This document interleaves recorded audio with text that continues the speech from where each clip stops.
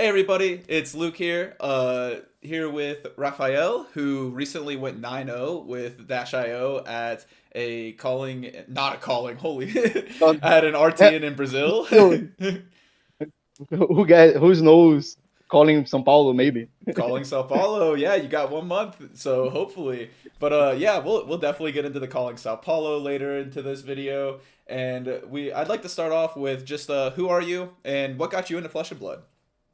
Hello, guys. I'm Rafael. And first things, I want to apologize by my English. It's very rusty, but I try my best. And I'm originally a Yu-Gi-Oh player. I play Yu-Gi-Oh by from 2018 until I get to know Flesh and Blood, and I instantly drop Yu-Gi-Oh for Flesh and Blood. And I started to play right before the Dusk Till Dawn release, and was love at the first sight. I just played Flesh and Blood all my free time by now, and here I am. Who was the first hero you played? I I played on a pre-release with Bolting, and I kind of liked it, but I think this charge sucks and really sucks. And I start to play Uzuri because I think it's like a ninjutsu kind of style of hero for Mm-hmm. the people who play Magic. But I instantly forget about Uzuri and I turned in the main Dromai player.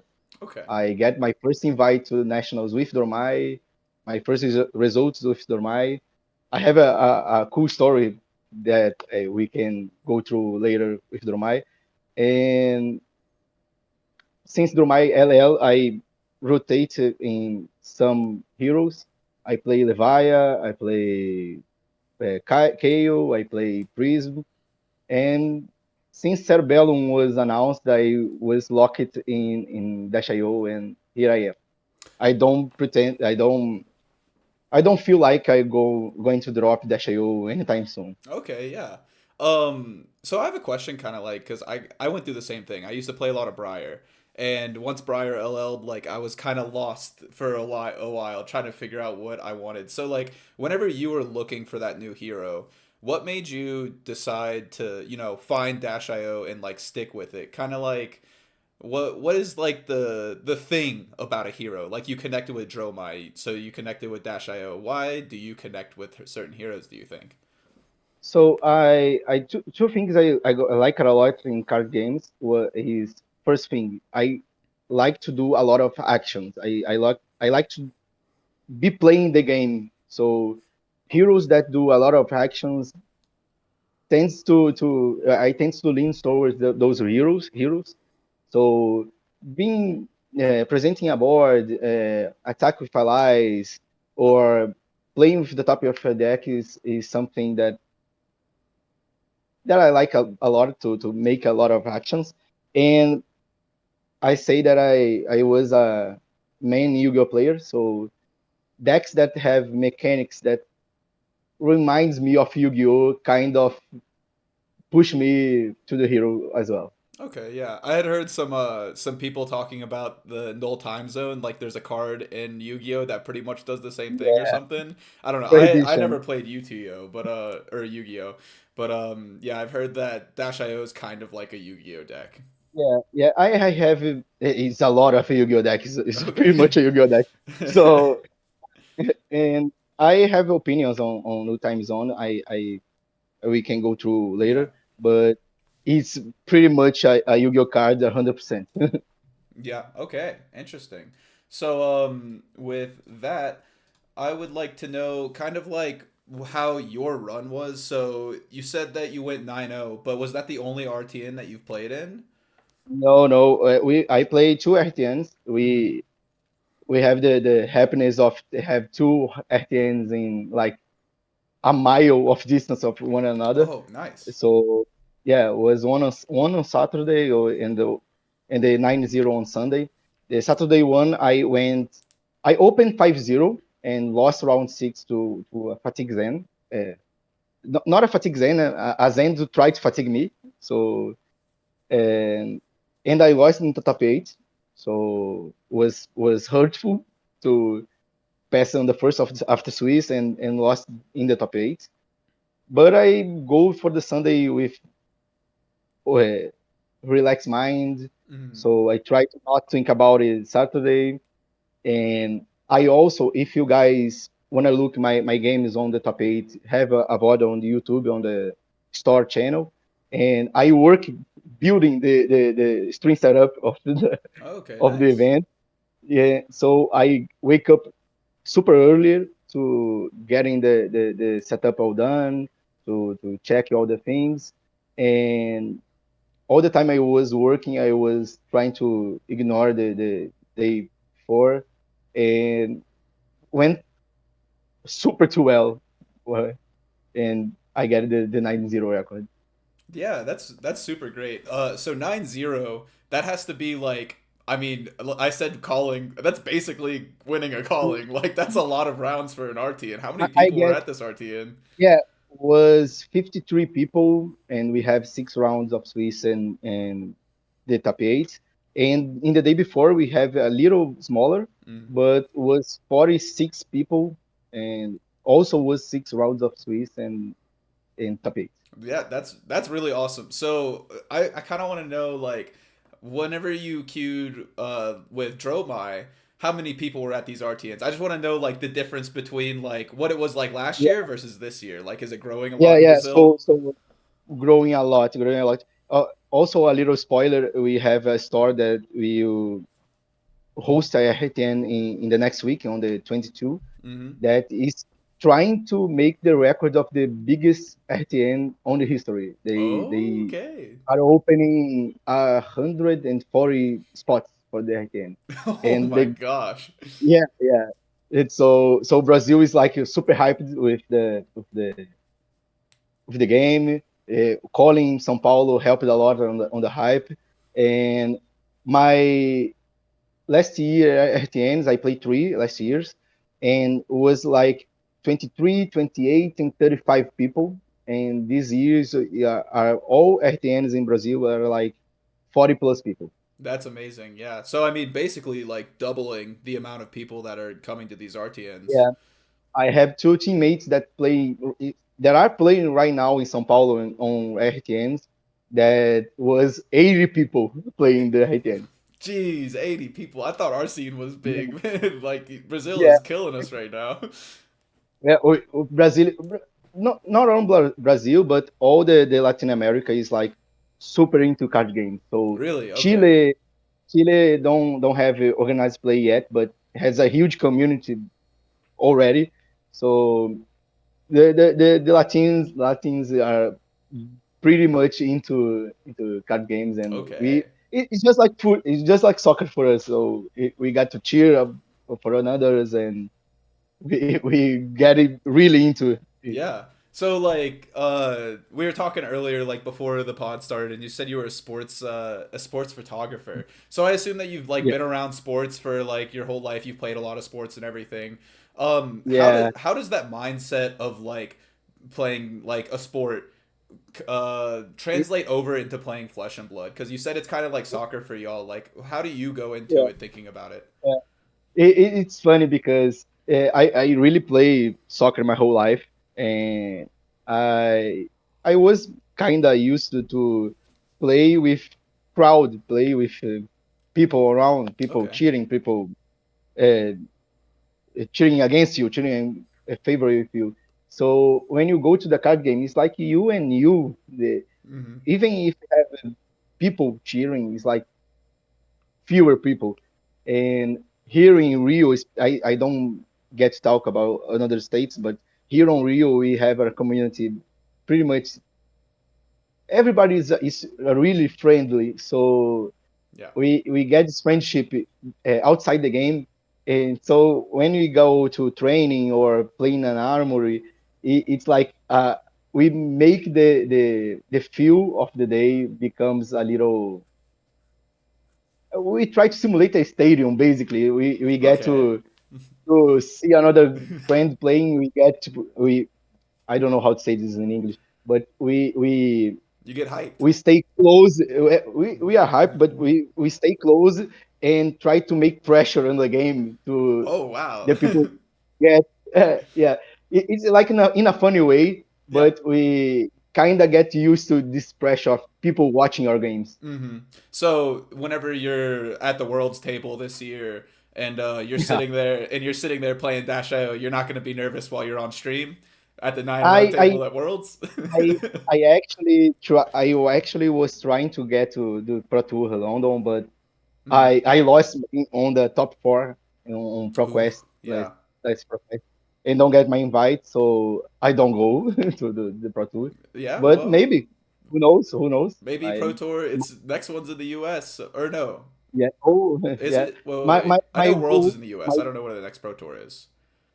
yeah my goal this year with Flashing Blood is like to go well in the nationals. Yeah. So if I one of my teammates get top four on the last nationals and goes for Japan with the pricing and the invite to the worlds.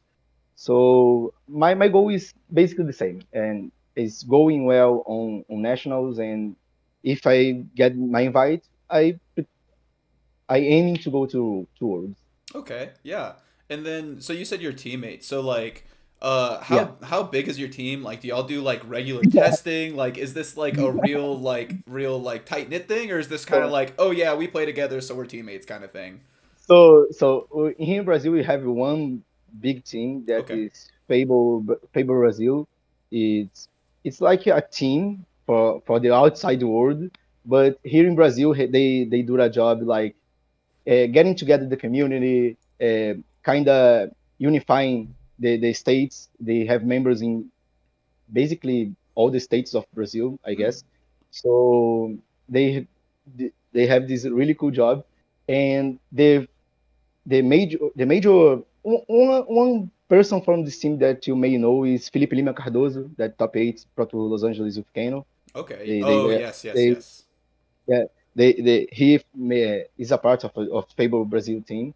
So we joke that about 7 members of Fable Brazil is from Rio and play armories regularly with us. So we joke about it, our team is like the counterpart of Fable Brazil. Our goal is like to win Fable Brazil, Yes. but it's a joke. We are all friends, Mhm. and big part of my team on Flesh and Blood was my team on Yu-Gi-Oh! Scene. Mm. So when I jump to Flesh and Blood, I bring with me like 5 people. Okay. So Yeah. we still playing together and training as a team. Yeah. So is this like a really organized kind of thing, like you said, training? Like, do y'all do like every No, no, Wednesday at 7 p.m. or something, or is it just like no, no, no, okay? no, not at all.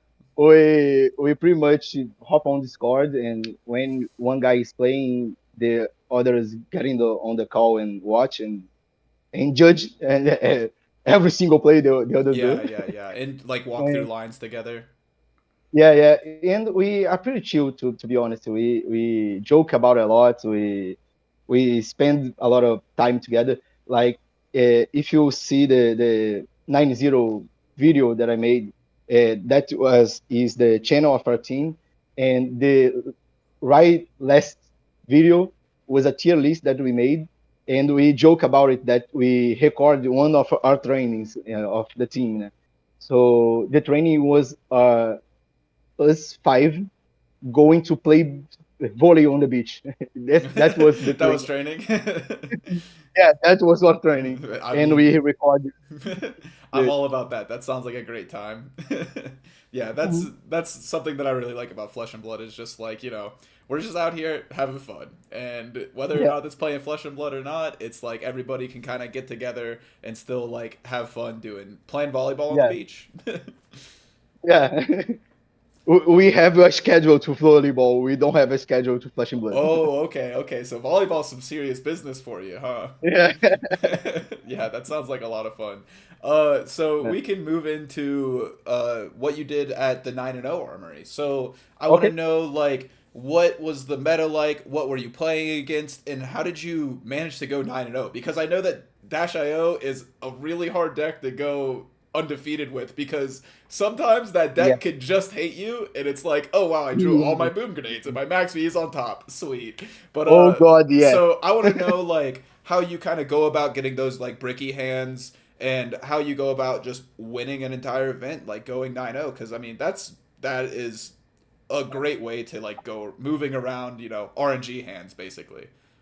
I was pretty stoned with my record on the weekend that I made 14-2, and It's my amazing, two yeah. losses I don't break at all. One I was fatigued and let the Zen with one life. I just can't get this one life down. Mm, And the top eight, I sided out. I sided my deck to a fatigue matchup, and the Zen was all about racing, so I just get it behind. mm, So my meta call was, first of all, we ignore Kano 100%. All the team ignore yes. Kano because in Brazil we have four major players of Kano. Mm, One of them being Felipe, and Felipe we know that was playing Enigma.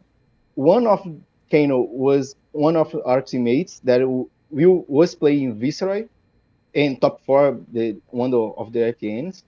And the other two, one is a player from Fable Brazil team that came from São Paulo, and mm, the other one we wasn't sure if he was playing Kano or not. So mathematically made sense to ignore Kano, but Kano was a good call for the event, but we also know that not every Kano player was on Kano, so we ignored it.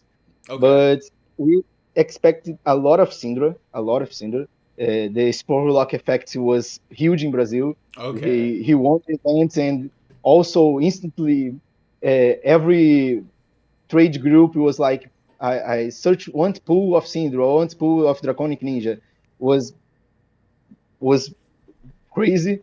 Yeah. So we expect a lot of Syndra, and Ninja is popular type on Brazil as well. And Mm-hmm. we also expect a lot of Azalea, but I just don't know what happened to all the Azaleas above low perform badly, Hmm. but we have like a meta call with 6 or 7 Azaleas on the field. So we expect a pretty much racing field, but with a lot of Azaleas, a lot of Syndras, and a lot of Viscerais, because it's the best deck for, in our opinion. Yeah. Yeah, I see that. I agree with Viscerai being the best deck. So, like, with that in mind, like, with what you're expecting, how does that change exactly what you're doing? So, I see that you're cutting basically all of the AB. Like, you're just not playing AB. Yeah, yeah. Um, I but we still have, like, the signal jammers. So, you said that you were expecting a lot of azaleas. So, like, is that yeah, what signal jammers for? What else? Like, anything else? 100%. Yeah, yeah. It's for mainly for Azalea. And if I get a pair with one Kano lost in the tournament, maybe I board the in. But it's 100% for Azalea because I think it's the worst matchup the deck has. Hmm. It's like a coin toss if he can draw head in the ledger or not in the first turns. Yeah.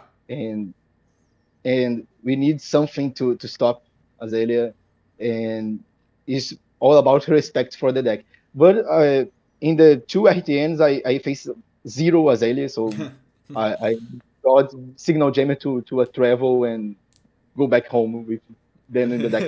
Yep. Didn't even never even use them. But Yeah, so how many cards are you playing in general? Like whenever you're playing against these yeah. matchups, are you running 60 pretty much every time? Or are you fat decking? What's your plans? I don't think I play one game with six in the whole weekend. Okay. I I play pretty much 65 in Okay. the most of my matchups because how how I said before, and everybody in Rio that plays with me, even if it's a Aurora deck, I also was a time a Prism tried to fatigue me, so boarding defense reaction, side out figments and tried to fatigue me. Hmm. So I always trying to get a medium deck. I on my deck list has a side made guide with slim deck, medium deck, and fat deck. So I play the medium deck a lot of the time. Okay. That is basically the 60. plus the BIOS updates and two items, being Boom Grenade, Signal Jammer, or Tackle Pounder. Okay, so you always bring in two of the items. I see that you have the blue boom grenades in the sideboard here, and then you got the null Yeah, time zones, the signal jammers, and the Teklo pounders. So you basically just bring in bioses and two of those items. yeah, because BIOS is like the bridge to pass through the blocks on the fatigue matchups. The value Okay. of a BIOS update that hits any item is like tremendous. Yes. It's any item, even the blue boom grenade is like three for the BIOS, two for the boom grenade exploding, and two for the pistol. It's like a 0 for 7. Yeah. No. And it gives go again. So you can't even Yes, forget about yeah, that. Yeah. yes. Yeah, so that's pretty smart. I like how you go about that. And then whenever so you didn't see any Jarls or Florians or anything in your matchups. No, Whenever you're no, playing against those decks that you're like, okay, they're really trying to fatigue me. Do you yeah, run fact all check. of the cards basically? Okay, yeah. I, Yeah. I basically run the BIOS, the Heist, the boom grenades, the tackle pounders, and this list I need to board in one new time zone because just to close 70 cards. Mhm. But to be honest, I if I play this weekend again, I don't play new time zone at all. Yeah. So probably will be the third broom grenade blue and maybe the AB on the head. Yeah, maybe just in case you see some Kanos. Yeah, Um, yeah. so I see that you're not playing Hanabi Blaster at all. Is you're Yeah. only on Symbiosis Shot. So like, Uh, are you ever like regretting not having a Hanabi Blaster, or are you just like so always like finishing with that pistol for two? I say that I'm a big hater of Hanabi Blast. Oh, big Sorry. hater of Hanabi Blaster. So Yeah. why is So, that? for me, the math on Hanabi Blast don't work. Okay. So on I my teammates that was well on the world on nationals last year, and we training a lot, we play a lot, and he play a lot of dash OG. Mm-hmm. So Hanabi makes perfect sense on OG dash on a boost plane because your deck is like three spark, three tackle core, and 54 boost cards. Mm. In Dio we have like split up in boost cards, items. So you can't on my training barely I made two shots on Hanabi, Mm. and all the time I made two shots was like my deck getting into the end. So symbiosis just feels right. Mm. You can finish your turn with 0 for 2. You can break Enigma's auras. Yeah. You annoy the opponent with two. And the best play in the deck, in my view, is when you attack with a breakpoint, they block for 3, and you boom grenade off the top. So when you boom grenade off the top and you have symbiosis shot, you maximize the value of the best play of your deck. When you boom Mm. grenade off the top and you are on Hanabi Blast, you probably won't get the third boost, and you probably in your boom grenade make only the value printed on the card. You don't get the extra 2 value on any item you crank off the top. And if to for you to play a pretty well Hanabi Blast plan, you have to put some cards that I don't like a lot, like Sporocket, I guess is the name of the card. Mm. So I don't like those kind of cards, to be honest. The zero for If I threes. Yeah, the 0 for 3s that don't have some sauce, to be honest. Some sauce. Uh, Yeah, yeah, so I see one yeah, with sauce right here. We got T-bones. That definitely has some yeah, sauce. Fast and yeah. Furious has got some sauce as well. But Yeah, so and it's not 0 for 4 no, on the end of the day. yes, yeah. But so you don't like the expedites or the sprocket Yeah, I rockets. Okay. don't I like see this that you card. are running the twin drives, which I know that a lot of people are off of right now. So like what's kind of your reasoning behind the twin drive? So when we lost the high octane, we lost one entire win condition. So Mm. the deck will boost some important cards on the way of the game. It's how the deck works and deal with it. So we need to have some win conditions on the deck. My first win condition that was high octane back in the day. So when we lost this, my first win condition instantly became maximum velocity. So Yes. I need to see maximum velocity and resolve maximum velocity. So you ask also about the breaking. I with this list, I feel like the only breaking I really have is when I draw two maximum velocities together, but or many items. But it's the risk of not seeing maximum velocity playing at two, and I prefer to have the risk of drawing two than the risk of drawing zero in Mm-hmm. the early, because after you see one maximum velocity, you can boost the other to as you please Yeah. because of red. Yeah. And the synergy of twin drive with pulse wave is something that I pulse wave is another Yuga card, so Yes. resolving the pulse wave for three with three cards is like so good. Yes, Pulse Wave, definitely one of the best cards in the deck. So you're Yeah, saying that yeah, like you really like the synergy between you have a 3 card hand or like 2 cards in an arsenal, and it's a blue Pulse Wave plus Twin Drive, and you get a 3 card yeah, hand. You know, deal yeah. 9 damage plus hit plus take a card from them. Yes, and the opportunity of make a maximum velocity playable with four cards is only via twin drive. So Yes. I kind of like this, but as I say, you need multiple win conditions to not rely on just one and Mm. have to stop boosting on the middle of your turn. So maximum velocity is my main win condition. The boom grenades are my second win condition. So that's why the blue ones on the deck. I need to resolve the maximum of boom grenades possible, Mm. and that's why also my mostly my attacks are breakpoints. I try 0 to 6 yellow on the place of zipper hit yellow by a lot of time, but the fact that zipper hit yellow is a 4 points attack, Yes. it's more valuable to me that this one cost that he has. Yes. What about Zipper Hit or 0 to 60 yellow over Zipper Hit blue? Yes, this could be, but on the end of the day, the blue and the yellow make the same thing when you have a red boom grenade in the field. Mm. That is get a three block. If you had a yellow or a red boom grenade on the field and you attack for two, they will block. Yes. So the two or three attack is kind of indifferent on the most part of the game, Mm-hmm. and the difference of pitch for three or pitch for two is Is kind of different. Yes, is kind of huge. Yeah. So Yeah. I also see that you're running the adaptive plating like kind of in the main board. Like when are you choosing adaptive Yeah. plating or Goliath Gauntlet?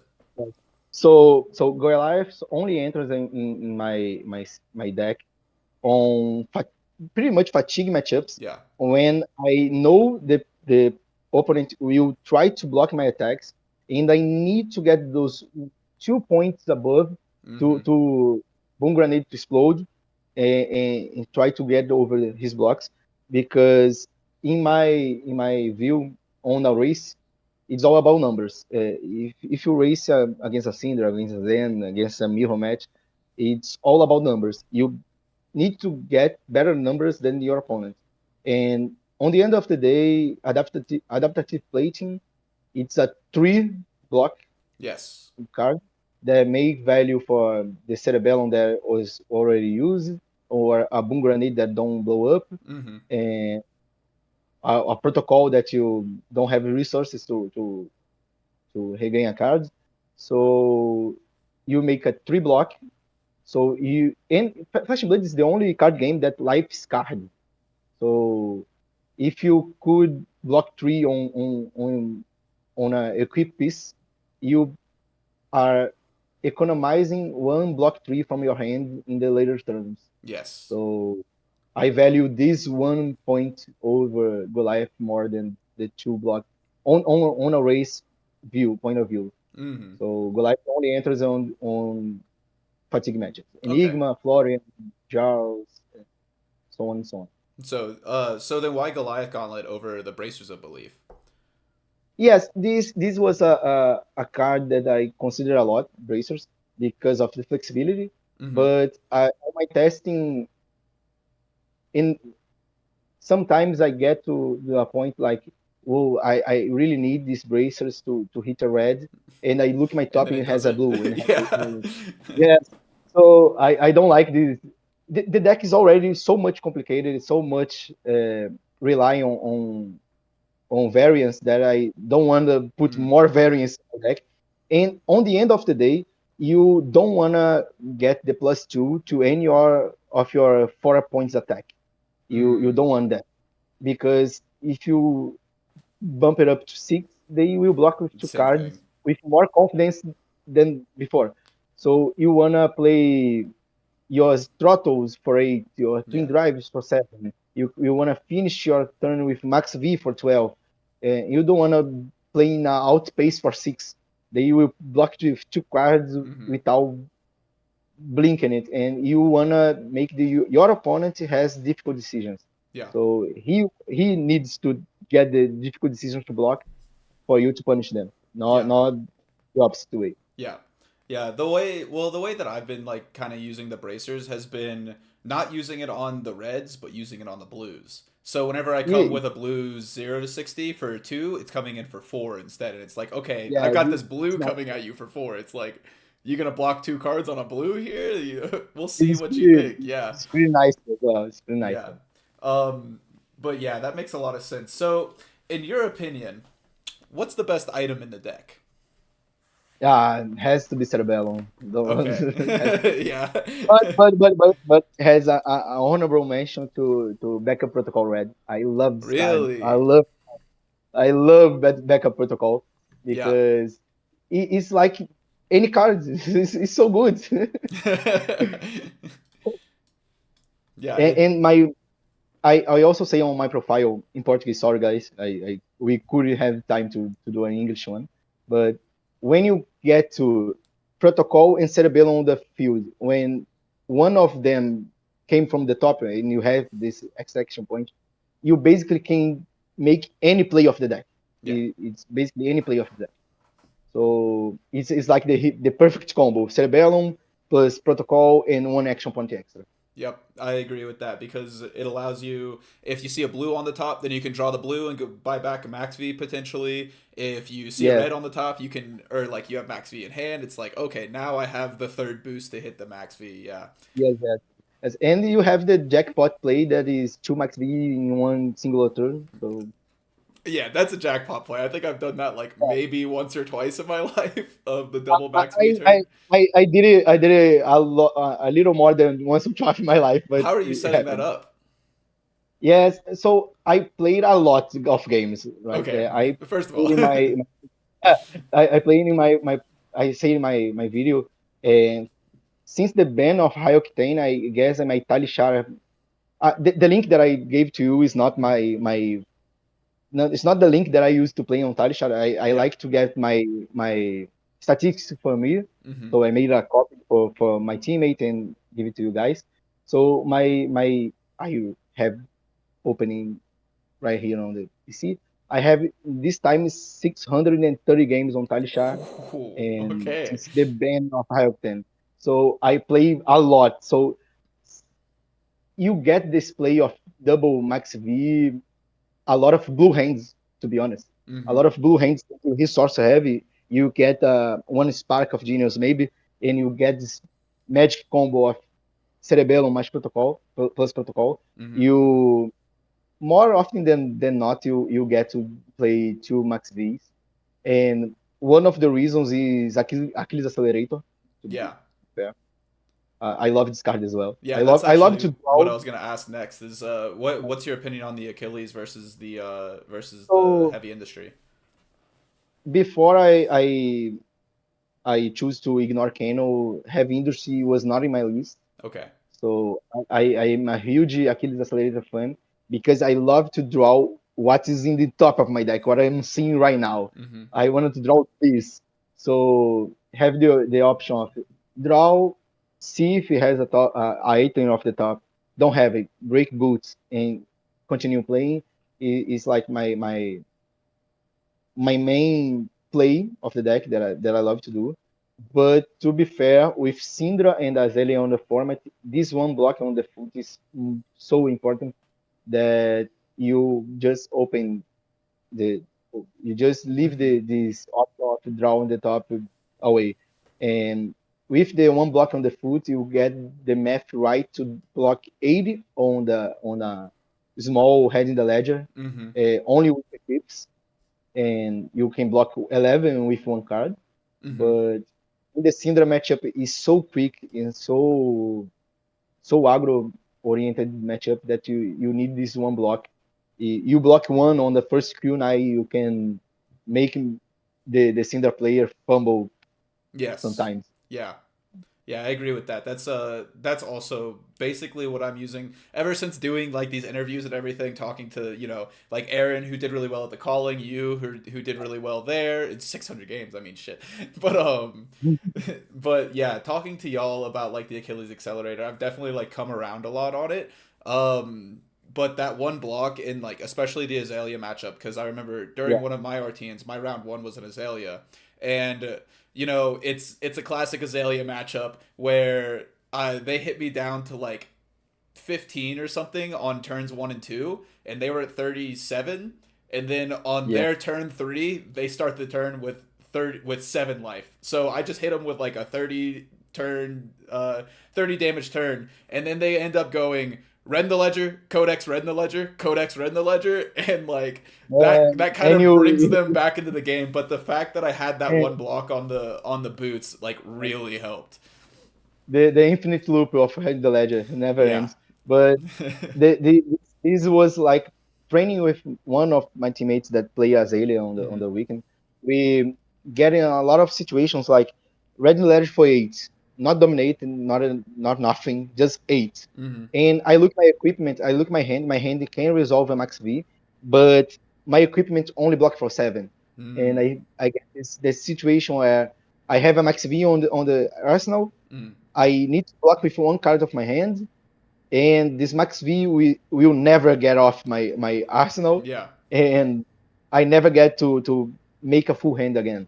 So this one block is really important. Mm-hmm. And with Syndra, I was ignoring Syndra until Sporlock won, and we spawn a lot of matchups between the team with Syndra, and this one block makes so much difference when you get to the grind game. It's another reason why I love Symbiosis Shot as well. When you Mm-hmm. get this end game situation when they get to only one kunai, and this kunai is the starter of his turn. Only if you only block this one damage on the first attack, they they kinda don't wanna they kind of don't have space to think about the top or the draw of the mask. Yeah. They will draw anyway, but they don't get this information so early that he can sequence his turns best at Yeah. best. Yeah, the way that I've been kind of maneuvering around the Syndra matchup is like understanding that there is going to be a turn where they're going to pop off. Like, I'm not going to Yeah, be able to stop all of their turns. But if I can get a turn in which, like, so they do a pop off turn, I do a pop off turn, they try to do another one, and then I have the one block on there, and then a 3 block on my gloves, and then a 4 block between my head and chest, then they can't do that. And then hopefully I can just, like, go back and just like start pressuring them to the point where they yeah. won't ever have a full hand anymore. And then maybe I can Ma- just block one card from hand and stop them from masking, yeah. basically. In this situation, you get one block from your hand, one block from their hand. The symbiosis shot is like huge in this moment Mm. because you attack with a card and one phantom card spawn on the field that is symbiosis shot attacking for 2, and Mm-hmm. they will block with a card. And uh, the way I face this matchup is like I try to go first because if I we go second, damage will leak through. Yeah. So maybe we draw one item and it's awful, but I try to go first, set up a boom grenade. I usually don't attack because this boom grenade already exploded. the people just doesn't know, but Yeah. he already exposed.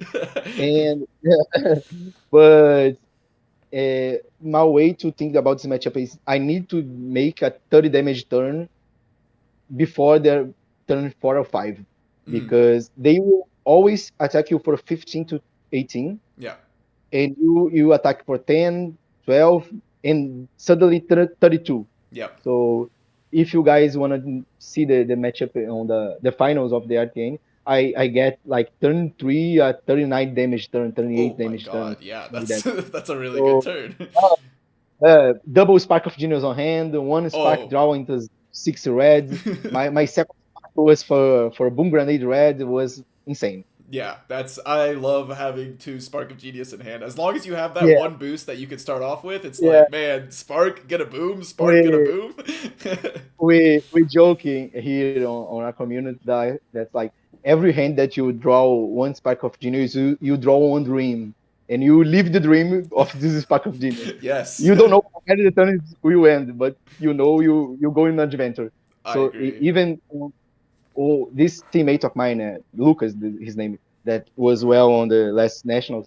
He was playing Zen on the weekend that I made 9-0, Hmm. and the deck was so well, and he was training with me 100% of the time on the preparations. That he plays yesterday and playing today in São Paulo with Dio as well, with my list. My cards are all traveling to São Paulo to Nice.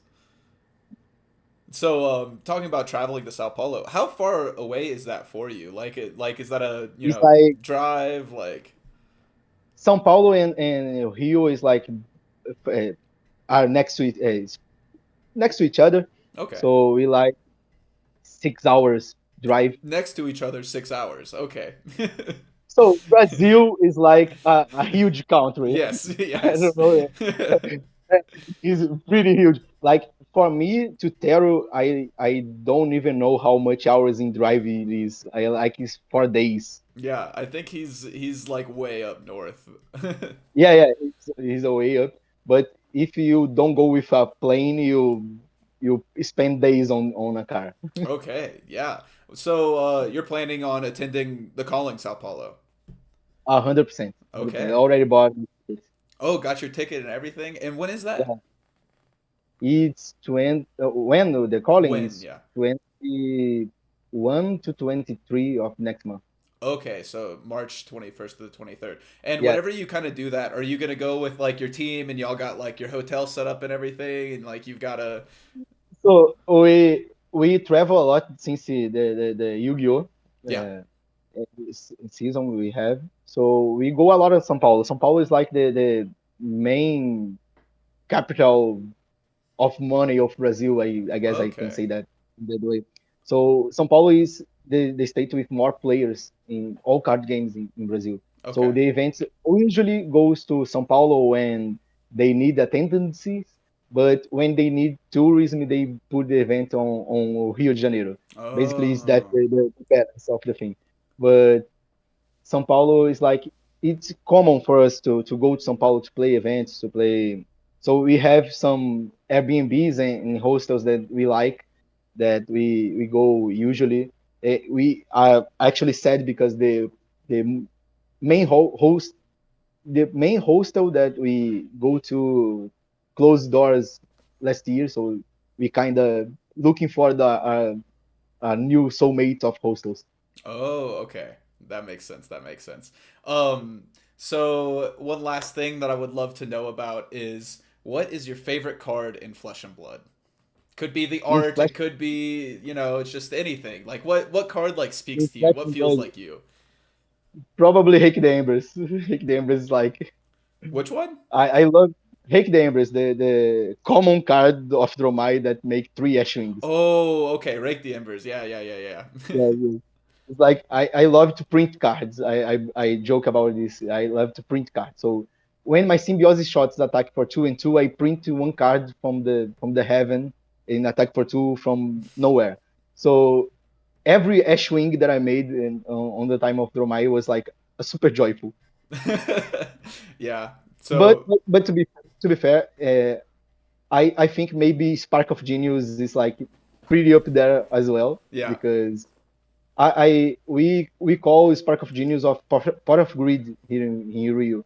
You say that you don't play Yu-Gi-Oh, but Pot of Greed is like a iconic card. That's a spell card that just say draw two cards. Oh Just yeah, yeah, oh yeah, yeah. I know Pot of yeah, Greed. I don't play Yu-Gi-Oh, but I do yeah, know yeah. that card. Yeah. And Spark of Genius for me is like just Pot of Greed, but better. You choose one card. That's You put very one card true. on. You get the Yeah, best you card put in one your card. situation, and Yeah, then you just draw uh, one. you choose one of 18 cards of your deck and Mhm. draw one at random. And most of the times, the card you put on the table becomes another card. So it's so Yeah, good. most of the time it does. Yep. So you're planning on attending the calling, and are you planning on bringing Dio? Uh, at this time, 100%. Yeah, I don't know which changes Visceral LL making yeah, because I don't think that he will play the calling. I was confident that Zane also don't play, but with this first weekend results, I don't know anymore. yeah. But my only fear is because if Viscerai Zaliel and Enigma becomes popular again, Mm, I it's a hard matchup. yeah. And, and